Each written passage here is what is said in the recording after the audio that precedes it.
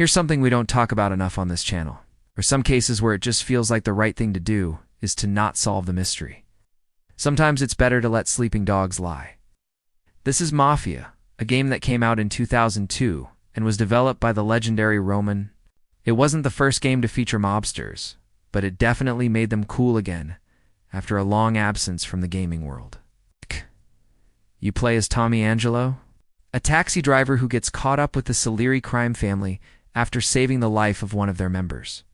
Unlike the cartoonish visuals of the GTA games, Mafia opted for a more realistic approach. That made the characters and environments look like they were ripped straight out of a movie.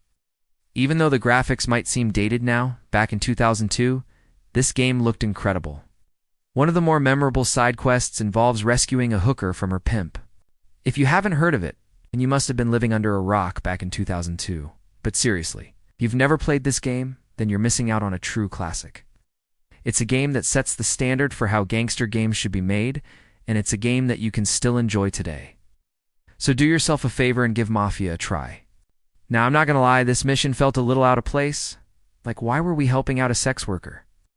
Like, his basement is filled with old VHS tapes of The Godfather and Scarface, but he also has a shrine dedicated to Elvis Presley.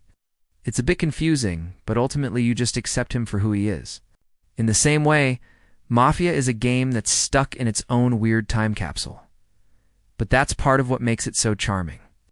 It's a game that's unapologetically itself, and it doesn't care what you think. And that's something that we should all strive for in life, whether we're talking about games or real-life situations. Sometimes it's better to let sleeping dogs lie and just roll with the punches. Sure, it's not our place to judge, but it just seemed like a random side quest that didn't really fit in with the rest of the storyline. If you liked this video, please hit the thumbs up button below and subscribe if you want to see more videos like this. Also, let us know in the comments section below what game you want to see us cover next. We'll see you guys in the next video. Until then, stay classy, stay cool, and stay subscribed. Plus, it kind of felt like we were just participating in the very system that we were supposed to be fighting against. It's a weird situation, and it makes you wonder why the developers included this particular mission in the game. Maybe they just wanted to add a little variety to the gameplay, or maybe they were trying to send a message about the hypocrisy of the criminal underworld. Whatever the reason, it's definitely a memorable side quest that will make you think twice before you decide to help out a hooker.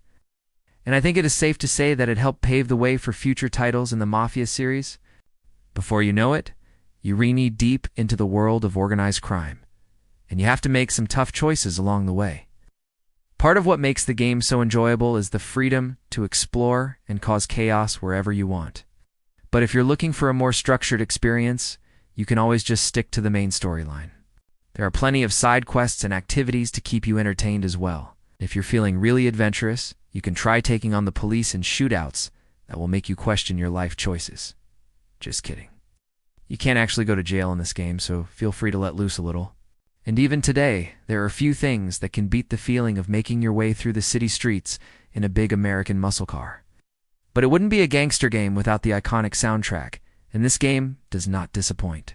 From the moment you start playing, you're greeted with an 8-bit rendition of Fly Me to the Moon, which is fitting since you're about to embark on a journey that's straight out of a Hollywood film. The rest of the soundtrack is filled with jazzy instrumentals that perfectly capture the style and atmosphere of the game. Over the course of the game, you'll commit heinous acts for the mob, but there's always a choice to be made. Will you go down the dark path, or will you save the little girl? And that is because, unlike most gangster games, the story isn't the main focus. Instead, this game is all about letting you live out your mob fantasies through a series of missions and activities. You can run a numbers racket, sell drugs, steal cars, beat people up, kill people, collect protection money, you name it. As far as the story goes, it starts off pretty slow and builds up over time until near the end when everything comes to a head. I won't spoil anything else, but let's just say you should probably expect the unexpected. Okay, so here's the deal. I've given away basically the entire plot of this game already, so Mafia doesn't exactly look like a modern game. But for its time, it set a new standard for how video games could tell stories with cutscenes. The graphics were also a big deal when it came out. Now let us talk about gameplay. Because even though Mafia isn't as action-packed as some other open-world games, it still offers a ton of fun. But it's not all sunshine and rainbows. because sometimes things can get a little weird. Overall, Mafia is a game that needs no introduction. In conclusion, Mafia is like that one uncle at a family reunion who looks cool but has some weird stuff going on. Well, thank you for joining me on this trip down memory lane.